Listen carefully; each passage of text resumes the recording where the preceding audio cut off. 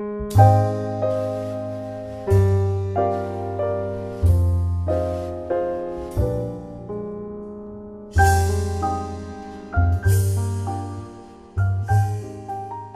everyone, this is PHTV Channel 4 in Palos Heights. I'm Sue Jankowski. Welcome to Meet with Moraine. This is a show where we talk about Moraine Valley Community College, which is right over in Palos Hills. You may have been there several times, maybe you're a student there. But this is an opportunity for you to learn more about opportunities you have at Moraine Valley Community College. And we're really lucky today to have Mary Faflice Dunkel, and she is a professor of history and political science and the study abroad coordinator. Thanks for coming in today, Thank you. Mary. Thank you for having me. It's so great. And I'm really excited about this because I did not ever participate in a study abroad program, but they always sounded great. So this is a great time to learn about that. And I wasn't even sure, actually, Mary, that we had it for the junior colleges. So Yes. we'll find out about that in a minute. Sure. For the start, I'd like our viewers to find out a little bit about you. Sure. How did you end up at Moraine Valley? Sure. So I actually grew up in Palos Hills. So I went to Stag High School and actually went to Greek Orthodox Elementary School there. So my parish is St. Constantine and Helen Church. And then I went to Moraine Valley afterwards as a student. I was working there as a secretary as well as an employee, and then afterwards went on to, and there is a, I knew that there was a study abroad program then, but I don't think I was emotionally or mature enough to handle it then. So I went off to undergrad, finished up at Elmhurst College, and then in graduate school I pursued actually a study abroad program as part of the graduate program I was in. And then afterwards when I graduated, I ended up getting a job about a year later at Moraine teaching part-time, filling in for my former professor, who was Dr. Larry Keogh, wonderful man. I had taken him for multiple courses, and I was filling in for him. It was supposed to be a temporary assignment, and he unfortunately passed away a few days after I took over his class. Oh, wow. That's a shame. And he was just a great guy, wonderful man, wonderful professor. And so I ended up filling in for his classes for the rest of the semester, and then did a few more the next semester, and was so fortunate to be hired the next year. So I'm always eternally grateful to him for being a wonderful professor and for having the opportunity to be at Moraine. So I kind of, it's always like home, Moraine. Even in graduate school, I would come back and work in the summers there. So I guess I'm sort of keep gravitating to my center. Well, you were so connected to it. Yes. That Yes. made it comfortable. Yes. I lived down the street. I was like a block away, so I was always there. I would exercise nice. there, so yeah. Yeah. Well, that's great. So you've been there on and off in some way or another for many, many years. So Yes. you really know your way around that place. I do, yeah. And it's changed tremendously for the better, absolutely. Oh my gosh, Yes. it sure has. Yeah. It's beautiful. I always tell our viewers too, if they haven't been over there, you don't even have to take a class. Just go walk around over there. Beautiful. Beautiful walking paths and yes. the pond right there. The Shakespeare Garden and all of that. It's really nice. It's so nice. So and it's great to go in the summer when everything is green and glowing Yes. and Yes. stuff. Okay, now, why would a student participate? What value does it have for a student to study abroad? A lot of people think, okay, it's party time, Yeah. I'm going to be in a foreign country. Yeah. So what really is the value of Right. going elsewhere to study? So I always tell students that this is one of those things you cannot put a price tag on it, because it gives you so much experience later on, things that you don't even realize that you acquire, skills that you don't realize that you acquire. So it's being able to adapt to a different culture, being able to figure out kind of who you are on your own, because sometimes it's hard for us to figure out who we are when we're surrounded by people that all of us are Americans. We all kind of have the same customs and core values. You go elsewhere, you are in a entirely different place, and you start to kind of figure out who you are based on who you're not sometimes, and learn from that, and maybe take on some of those things that you like and try on what fits and what does not. And so you really cannot. So there's the stuff that you learn in the classroom there, but it's really more of the experiences that you get when you're outside the classroom, the traveling, the people that you meet, and so it's immeasurable.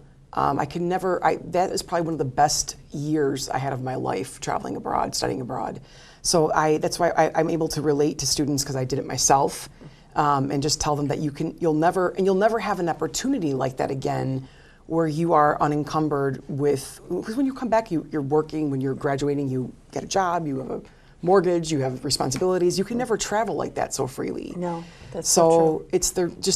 There's so many things that components that go into it. So the traveling is probably the least of it, but it's everything else that kind of goes into it as well. Well, it's that immersion in a different culture. Completely. You know, it's one thing to go to a restaurant that is a certain type of food or whatever. That's, right. That's nice, but it's not that immersion into a whole another culture that right. And you're right. When you're young like that, and you don't have responsibilities that you really have to do day to day. Yes. This is a great time to take a trip like that. Yes. Now, yes. so how did someone get started in that, and when would they do it in the process? I mean, Moraine Valley primarily is a 2-year institution, so they really just got that 2 years. They've got to get that in if they want to do that. Right. Actually, so once you've accumulated 12 hours of study at Moraine, and you have like a basic kind of foundation GPA, you could come back later on and study abroad. There's really no reason why you can't. So if you were to, because I tell students, if you go on, you matriculate to another college and you want to come back afterwards and do one of our summer programs or something, you still can. There's really no reason why you could not. So usually students tend to do it there, because it's hard that first year, right? The first year you have to establish your GPA in order to be able to qualify for the program. So most students don't do it that first year. They're usually in their second or third years if they're taking, depending on the program they're doing. Excuse me. So oftentimes they'll do it fall or spring of their second year, or summer of their second year. Okay, so they have at least time to acclimate to being in school and then choose something, because even choosing, I mean, where did you go and how did you choose that? Or was it kind of like, this is where you're going? Right, right. So the program, it's a great question. The program I was in was actually, it had a study abroad component for the second year, the master's program. It was a combination where you did your first year of study at the college and the second year was overseas. And so you got to choose kind of where you wanted to go based on what your area of interest was. And so I ended up doing a semester abroad in Belfast, Northern Ireland. That's where I'd always wanted to study at Queen's University, because I was studying the Troubles in Northern Ireland, the history of the conflict in Northern Ireland. And I did also a brief 1-month stint in Austria at the Austrian Center for Conflict Resolution. And then I did my second semester, because this was a full year, was in Greece doing an internship, which initially, I'm Greek American. I initially didn't really want to do that. I wanted to go elsewhere, but it kind of worked out really well that I was able to have that experience and spend that time there. So I ended up doing an internship at a human rights organization while I was there. So yeah, it was great to be able to get to choose that for myself. Well, you had a lot of different experiences. I mean, from Ireland to Austria to Greece. I mean, that is so diverse for you to have all of those experiences. And in your field of political science, have that conflict resolution institute. That seemed like it would be really valuable. Oh, absolutely, absolutely. I've been able to draw on that. When I was teaching, the first class that I taught, that was Professor Keogh's class that I taught for years. I haven't taught it in a while, I actually kind of miss it, but it was History of the World since '45. And so I would always incorporate a unit on Northern Ireland, because I was able to bring in, videos I had and pictures I had and experiences that I had there. So it definitely 100% made a difference. Yeah, exactly. So it seems like with your field of study, this kind of went right into that, just as you said, and you could take those experiences and put them in your teaching. Yes. If someone was not in the teaching field, but they still wanted that study abroad experience, what would they gain from that? I mean, I know the culture and all of that, but can they apply that to their jobs? Like direct experience? Yeah. Yes. So I had a group of students, one of the programs that we used to offer through our consortium, which is the Illinois Consortium of International Studies and Programs, was in Xi'an, China. And that was a very cost-effective program. They've changed the location; it's no longer in Xi'an, but my students would go there and study business because they were business students and they wanted to get some Chinese, they wanted to learn Mandarin and get take some business courses there, and that was going to be a way for them to be able to get that kind of experience under their belt and be able to say that this is something that they have on their resume. And regardless of what you do, that is something that you could put on your resume to say, it shows that you are a person that can adapt to different environments. It shows that you're probably easier to get along with, because you can again kind of get along in different cultures, and so therefore and you're willing to learn, especially like somewhere like China, where the language is I mean, you can't even So different figure from it ours. out at Yes. all, and that would cause you to be very adaptable, get Yes. things figured out pretty quick. Yes, Yeah. absolutely, absolutely. And then the course instruction was, aside from Mandarin, is in English, but as most of because we also have a program affiliate with Austria and Spain, so students obviously take language courses there as well, but their main instructional classes are in English. So, and then there's summer programs in France. And so again, those core classes that are the language classes are in the language, but all the other courses are in English. Okay, well that's good. Yes. Because Yeah, it'd be a little hard to go into academic. it really would. You really That's have why. Oh, pardon me. no, you really have to study that language ahead of time if you were going somewhere. You do. Yeah. And it always gives me a lot of empathy for international students that I have at Moraine, because I know I'm fluent in Greek language, like conversational language, but I'm not fluent in Greek academic language. So when I have students that come here and I just hear them, and they're amazing when they can communicate so well, and they're writing these essays, and I'm always trying to encourage them, because I know how hard that is. Like, that's very difficult to immerse yourself in academic language like that. Oh yes, I agree. Very, very hard. So if someone wanted to go, a student wanted to go somewhere, I would think maybe there's like a bit of a opportunity that's pre-scheduled, that here's the countries you can go to right now. Like, Yes. maybe you can't go to whatever country you want to. Right. We have a list at Moraine of the places that we are affiliated with, and so there are other opportunities that they might be able to go at other colleges and universities when they transfer, but we only have, we have our affiliates that we have kind of vetted and that they are allowed to attend. Okay. When they do travel abroad, are they staying with families? Are they in dormitories? What is that? Yeah, that's a great question. So depending on the program that they're in. So for example, like in Canterbury, England, which is about an hour outside of London, it used to be only you had a home stay, so you were staying with a host family. They've changed it now to where you can stay in a dorm. Carlow, Ireland, you can stay in a dorm. Queen's University, you're in a dorm. But for example, in Seville, Spain, you're it's a homestay. Costa Rica, you're in a homestay. So, and some of the options, I believe Austria used to have an option where you could do both, where you could either choose from either the homestay or the dorm. I always tell students that it's kind of up to you what you want. Like, do you want that more immersive experience where you could be with a family, or do you want to be around other students kind of your age who are also maybe traveling? I mean, if it was me personally, I'd go with the experience with other students, just so that you could. But if you want, I've had students also choose, I want the homestay because I want to be able to, be in a family, even with kids, because you can choose, do you want to be with children, without children? Because oftentimes they're the best teachers to learn a language from. Yeah. Because they're patient and they'll sit there and explain it to you. And so I've had students do that as well, and it works out really well. Yeah, I guess it's just a personal thing. But I agree with you. If you were in a dorm, then you get a group of friends who now you can travel to other places, Yeah. and that's kind of fun too. Right. Though, at home, maybe your parents, if you're sending your 18-year-old or your 19-year-old out to a foreign country, they're still young, and so you worry, are they going to be able to navigate their way around? Yes. If they're with a family, you maybe feel a little more confident about that. 100%. And that's, the truth is that's part of the experience. So I know that, like, when I studied abroad, I left, and because I was coming from Chicago, most of my classmates were coming from Philadelphia, we all left separately. So there was no one to kind of, and I don't mean this in a bad way, but no one really to hold my hand. I kind of had to figure it out. Mm-hmm. So, and part of that is sort of it's also part of that educational experience. Mm-hmm. You figure out how to handle things. Mm-hmm. And when things are so kind of laid out for you and everything is, you're picked up here and you're dropped off there. And I think that part of that experience is lost, because part of it is like kind of figuring stuff out. Yeah, which is great. And that's the college experience too. You should be on your own.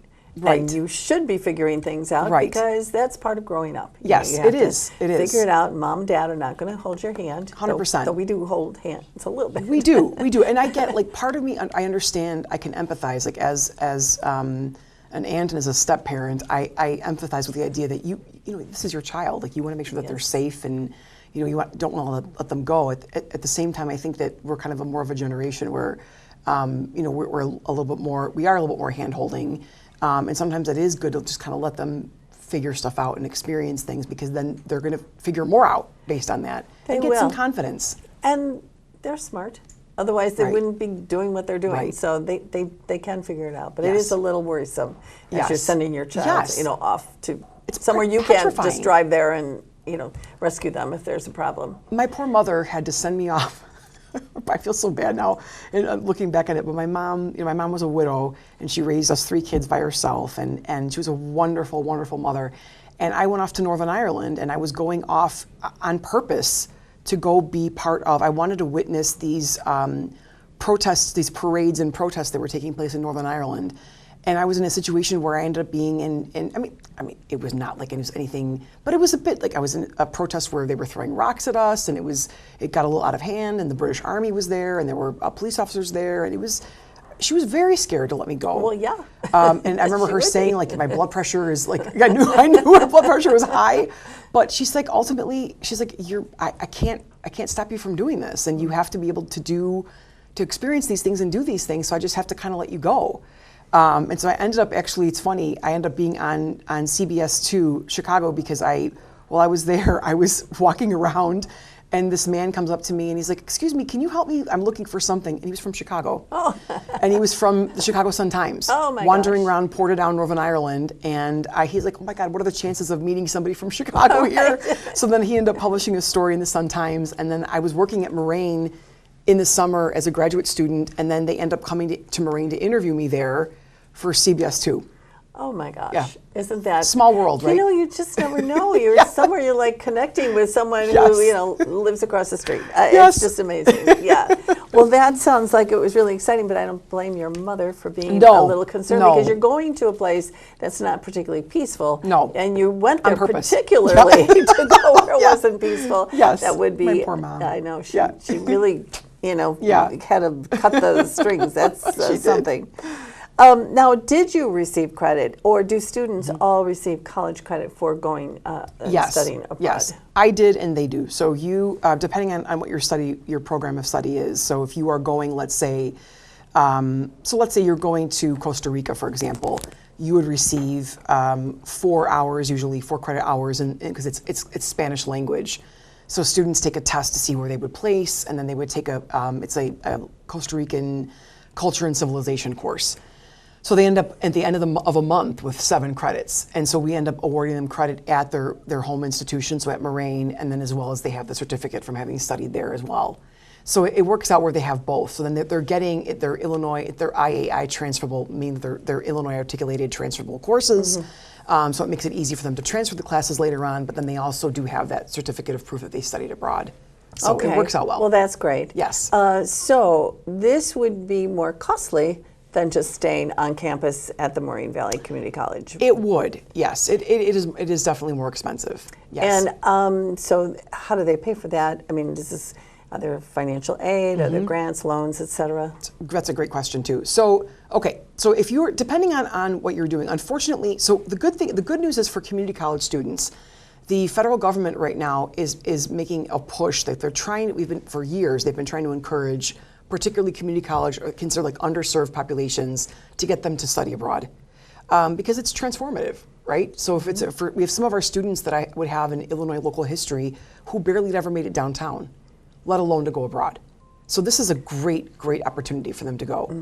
And so there are things like the Benjamin Gilman Scholarship Award. So if you are a student if you are eligible for the Pell Grant for financial aid, it's an award that they've really been pushing heavily. I've had great success with my students applying to go. But so beyond that, it is a little bit harder to the rest of the expenses. That doesn't cover all of them, but the rest of the expenses that can maybe be from like local grants or scholarships that you might receive through like a local, for example, if it was like I received a Hellenic Times Scholarship Award from a Greek American organization to study abroad.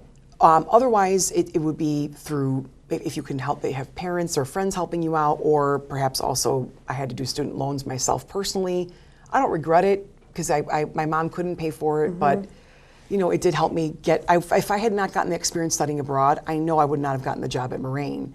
The vice president, I know, of academic affairs had said that that's what put me over the edge. Having that international experience is what gave me that edge. Well, that's great then. Yeah. That, you know, So it was worth it. It cost a few dollars, but it was worthwhile. Yes. Plus the experience. You know, you can always pay back a loan. It may take you some time, but you Right. can't erase that great experience that you No, had and the no. opportunities that it then provided for you. 100%. Yeah, that's great. So they can get financial aid. So I guess what you're saying too is as you're at the school, you can apply and be accepted to, if you're grade point average and so forth, you can go and study abroad. Or if you were a student there, later on you can say, Yes. I'd like to do this. Yes. Is there some limit to that? Like, you know, if I was a student, could I go right now and study abroad? Yes. So as a matter of fact, it's funny you should say that because I have a program that I'm a faculty-led program. That's what we're really trying to encourage our faculty to start pursuing more of our own Moraine faculty-led programming. So where students can, and it's open to the community. So it's going to be a class to Athens, Greece next year. So it's going to be in May to June of 2024. And so students can come. So if you wanted to come take the class, let's say you didn't want to take it for credit, you could maybe audit the class. So you would just still have to like basically sign up for the course and go through the course, but you would just be taking it as a pass-fail type thing essentially. And yeah, you could just come and enjoy the class and enjoy it that way. Well, and you know, as you get older, you become so, at least I did, become even more interested in history and Yes. people and everything. Yes. And at this point, it's all coming in and it's sticking. You know, as you're younger, you're just like trying to learn things to pass the test. Absolutely. And write that paper and so on. But this becomes really very important as you get older. So this would be a great 100%. time to go. It would be, because I think you look at things, and first of all, I think I need to clarify a point. So when you audit it, you don't have to worry about pass-fail, but you're just taking it for credit, basically. But you would be able to, because the older that you get, the more that you see things with a different eye, right? So you look on things that you studied. That's why I tell students when we're looking at, you know, American government, what you did in high school or what you studied even in 8th grade, let's say, you look at it with a different perspective and a different eye when you're in college. You do. Same thing when you have maybe more patience for things and you will be more interested in subjects that you maybe were not as interested in when you were younger. So I absolutely encourage, if people are interested and they want to come, and they can absolutely sign up for it and audit the class and come with us, because I think it's a great experience. Okay. Well, I mean, then our viewers can look forward to doing that if they want to be Yes. bold and get out Yes. there and do something really different. Yes. And that it would be led. It would, yes, it would be led. They wouldn't be just on their own. Right. We guide Wandering them around through Greece. it. Yeah. Yeah. I was like, figure out where you're going, and Yeah, this would exactly. there'd be a structure to it, but there'd also be some free time too. Yeah, which is, I mean, really perfect. Learn something and, you know, be there. and Yes. That sounds Yes. really wonderful. Is there anything else you want to tell our viewers today about the Study Abroad program that they should know? Just ultimately that don't be afraid of it. Not to be, and even if it's something that seems like it might be out of, you know, I think it's hard to conceive of sometimes if you, like financially, I know it could be difficult to conceive of, but it may not be as difficult as you think. So it's worth just even having a conversation. You could come in and talk to me and we could just sit down and figure out when it could work for you. It may be that it's better for you to do it later on in your college career, but it's worth just having that conversation, because you never know what opportunities might come up.